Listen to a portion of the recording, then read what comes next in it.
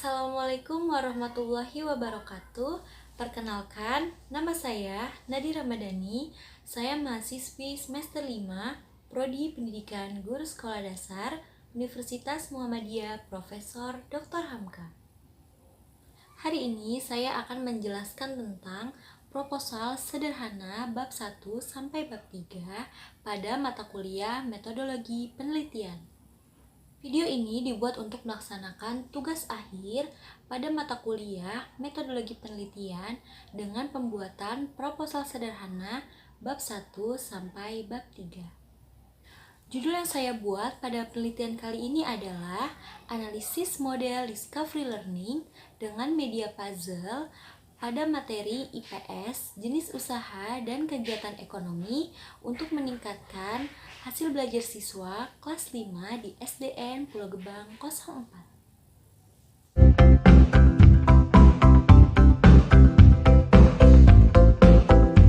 Jadi, latar belakangnya dari permasalahan yang saya amati adalah pembelajaran IPS sangat dibutuhkan sekali bagi siswa sekolah dasar.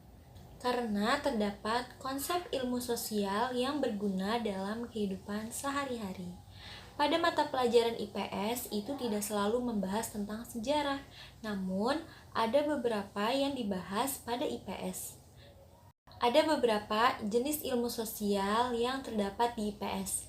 Yang pertama itu ada ekonomi, yang kedua ada antropologi, yang ketiga ada sosiologi, yang keempat ada geografi, yang kelima ada sejarah. Dari permasalahan tersebut timbul kurangnya peningkatan hasil belajar siswa. Selanjutnya ada fokus dan subfokus penelitian. Pada fokus penelitian membahas tentang analisis model discovery learning dengan bantuan media puzzle untuk meningkatkan hasil belajar siswa pada materi IPS, jenis usaha dan kegiatan ekonomi di sekolah dasar. Dan pada subfokusnya mengacu pada 3 materi, yaitu ada pengertian, usaha, dan jenis kegiatan ekonomi. Yang kedua ada pelaku kegiatan ekonomi. Yang ketiga ada contoh usaha dan kegiatan ekonomi di Indonesia. Selanjutnya ada pertanyaan penelitian. Pada kali ini ada 3 pertanyaan, yaitu bagaimana pengaruh model discovery learning dengan media puzzle terhadap peningkatan hasil belajar siswa pada materi jenis usaha dan kegiatan ekonomi kelas 5. Yang kedua, bagaimana cara mengukur hasil belajar siswa kelas 5 dengan menggunakan teknik non-test pada model discovery learning dengan media puzzle. Yang ketiga, faktor apa saja yang dapat mempengaruhi pada pembelajaran materi IPS, jenis usaha, dan kegiatan ekonomi di kelas 5. Selanjutnya ada tujuan penelitian. Penelitian ini bertujuan untuk menganalisis peningkatan hasil belajar IPS pada materi jenis usaha dan kegiatan ekonomi melalui model discovery learning dengan media puzzle pada siswa kelas 5 di SDN Pulau Gebang 04 Jakarta. Selanjutnya ada manfaat penelitian. Pada manfaat penelitian itu dibagi menjadi 2. Yang pertama ada manfaat teoritis, yaitu hasil penelitian tersebut diharapkan bisa memberikan masukan dalam pengembangan ilmu pengetahuan, khususnya yang berkaitan langsung dengan materi yang dibahas oleh peneliti, yaitu jenis usaha dan kegiatan ekonomi pada mata pelajaran IPS. Yang kedua ada manfaat empirik, yaitu manfaat yang ditujukan khusus kepada peserta didik, guru, peneliti, dan lembaga sekolah.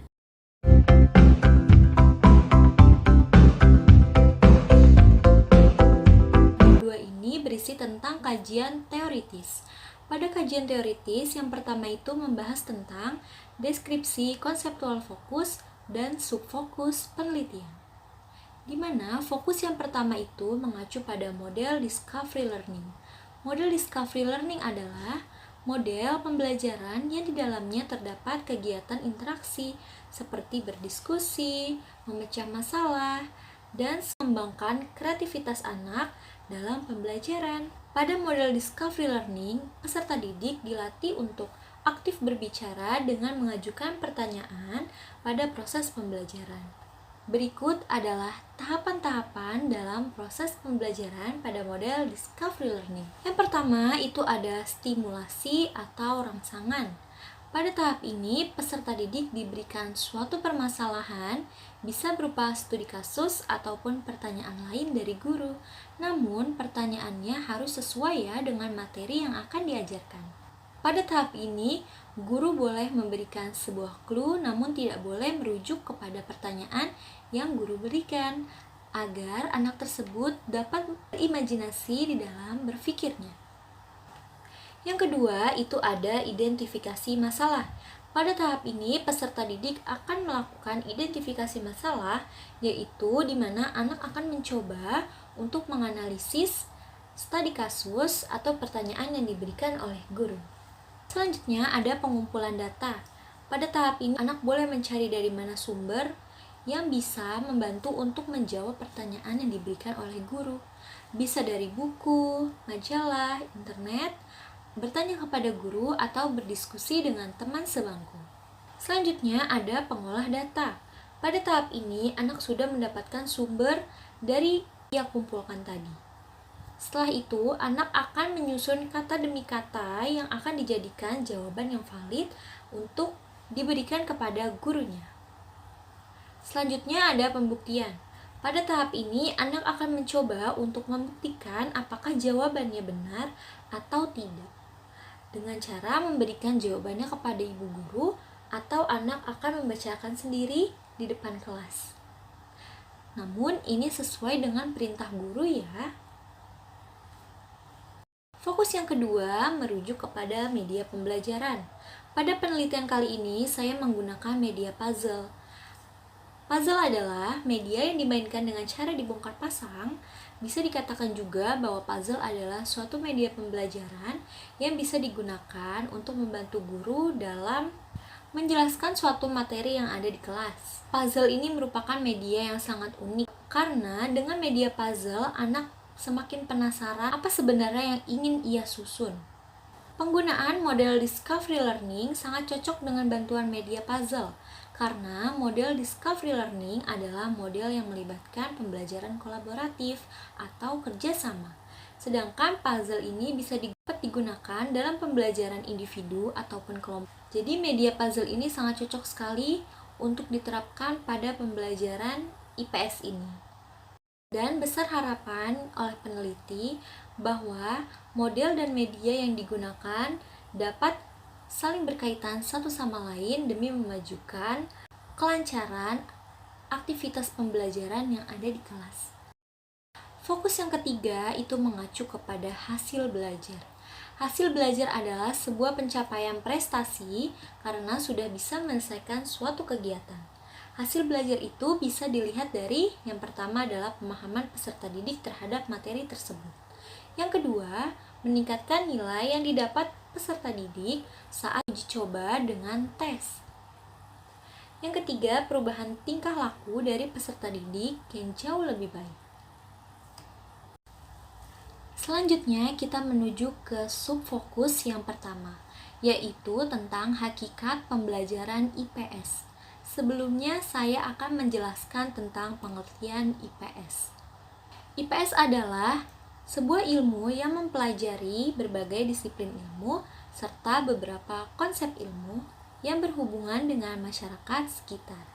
Dan tujuan pembelajaran IPS adalah untuk membentuk karakter peserta didik dan sebagai bekal dalam kehidupan yang akan datang. Karena pastinya setiap individu bertemu dengan seseorang yang berbeda-beda setiap harinya atau berbeda-beda sifatnya. Oleh karena itu, dengan pembelajaran IPS dapat memberikan gambaran kepada anak bahwa hidup itu selalu berdampingan dengan orang lain dan dengan makhluk hidup yang lainnya. Selanjutnya, saya akan membahas subfokus yang kedua, yaitu tentang jenis usaha dan kegiatan ekonomi. Pada penelitian kali ini, saya memilih topik ekonomi untuk diteliti pada anak sekolah dasar kelas 5. Saya akan menjelaskan Pengertian dari kegiatan ekonomi. Kegiatan ekonomi adalah kegiatan yang melibatkan banyak orang dalam satu waktu, di mana orang tersebut melakukan suatu pekerjaan yang dilakukannya untuk memenuhi kebutuhan sehari-hari. Berikut ada 3 tahapan kegiatan ekonomi. Yang pertama ada produksi. Produksi adalah kegiatan untuk menghasilkan barang atau jasa, yang mana barang atau jasa tersebut siap untuk dikonsumsi atau dimanfaatkan oleh manusia. Yang kedua itu ada distribusi. Distribusi adalah proses penyaluran barang atau jasa dari produsen ke konsumen. Yang ketiga ada produksi. Produksi adalah kegiatan memakai, mengurangi, atau menghabiskan nilai guna suatu barang ataupun jasa. Selanjutnya, saya akan membahas tentang jenis usaha pada kegiatan ekonomi. Jenis usaha adalah suatu bidang usaha yang dibuat manusia untuk menjual beberapa barang buatannya kepada konsumen. Jenis-jenis kegiatan usaha dibagi menjadi 8 bidang, yaitu yang pertama ada pertanian, yang kedua ada peternakan, yang ketiga ada perikanan, yang keempat ada perdagangan, yang kelima ada pertambangan, yang keenam ada kehutanan, yang ketujuh ada keindustrian, yang kedelapan ada jasa. Setiap kegiatan ekonomi ini melibatkan seseorang. Nah, seseorang ini disebut sebagai pelaku ekonomi. Yang pertama, pelaku ekonomi dari kegiatan produksi disebut produsen. Yang kedua, pelaku dari kegiatan distribusi disebut distributor. Yang ketiga, pelaku dari kegiatan konsumsi disebut sebagai konsumen. Selanjutnya itu ada penelitian yang relevan. Penelitian yang relevan ini maksudnya adalah penelitian yang sebelumnya pernah diteliti oleh orang lain. Yang pertama, penelitian ini dilakukan oleh Putra Yasa. Penelitian ini yang dilakukan oleh Putra Yasa dengan judul Pengaruh Model Pembelajaran Discovery Learning dan Minat Belajar terhadap Hasil Belajar IPA. Pada penelitian ini, peneliti membandingkan antara pengaruh model discovery learning dengan model pembelajaran konvensional. Dari data yang didapat, disimpulkan bahwa pada penelitian ini, uji hipotesis 1 mendapatkan hasil bahwa model pembelajaran discovery learning berpengaruh pada hasil pembelajaran siswa yang meningkat, dibuktikan dengan besar skor rata-rata hasil pembelajaran. Pada model discovery learning, rata-rata yang didapat sebesar 74,70. Sedangkan dengan model pembelajaran konvensional, rata-rata yang didapat sebesar 70,38. Penelitian yang dilakukan oleh Putra Yasa, pembahasannya hampir sama dengan penelitian yang saya lakukan, hanya saja berbeda pada mata pelajaran. Pada penelitian Putra Yasa, menjelaskan tentang pembelajaran IPA, sedangkan pembelajaran yang saya teliti adalah pembelajaran IPS. Namun, sama saja menggunakan model discovery learning.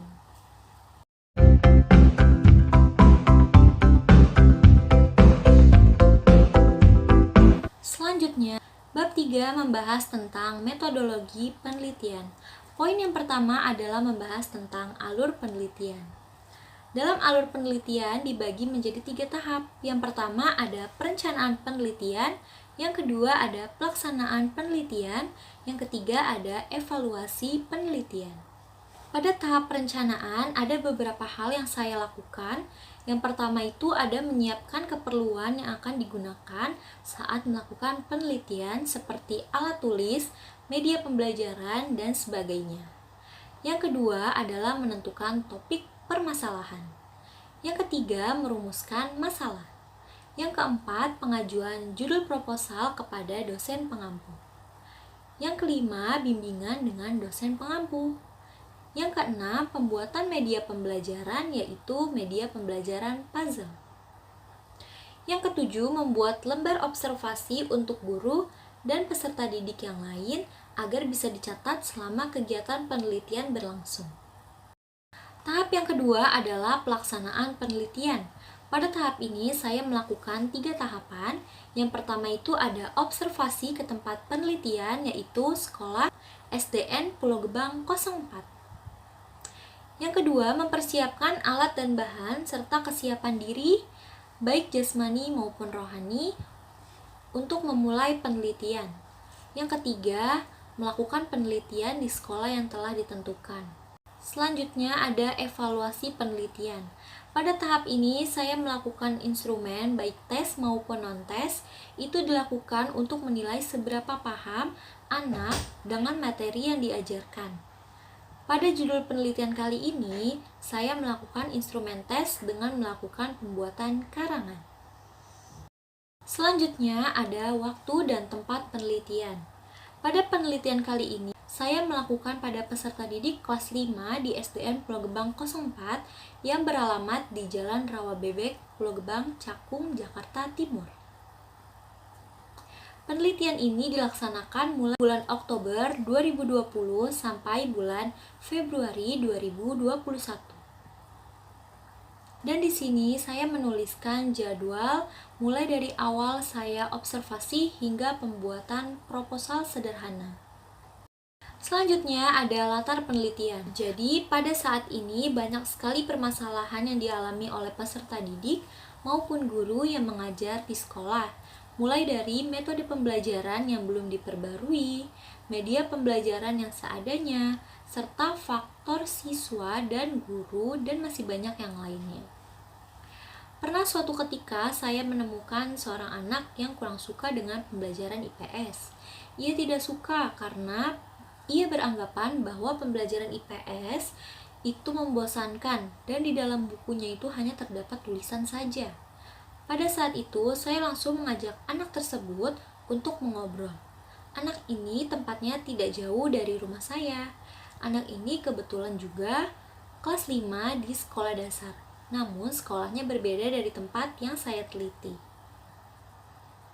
Setelah mengobrol banyak, saya memperlihatkan gambar, yaitu gambar petani yang sedang mencangkul sawah kepada anak tersebut.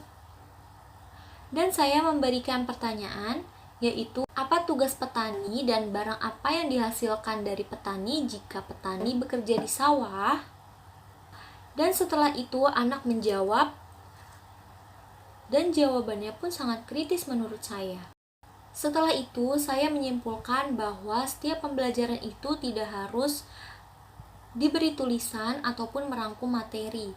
Namun, guru harus berinovasi dengan menggunakan gambar atau menggunakan video animasi. Dengan hal itu membuat anak menjadi tidak bosan dan sekaligus ada inovasi baru dalam dirinya dan juga memanfaatkan berbagai teknologi canggih yang ada di zaman sekarang. Selanjutnya ada metode dan prosedur penelitian. Pendekatan penelitian yang saya lakukan adalah penelitian kualitatif. Mengapa saya memilih untuk menerapkan penelitian kualitatif?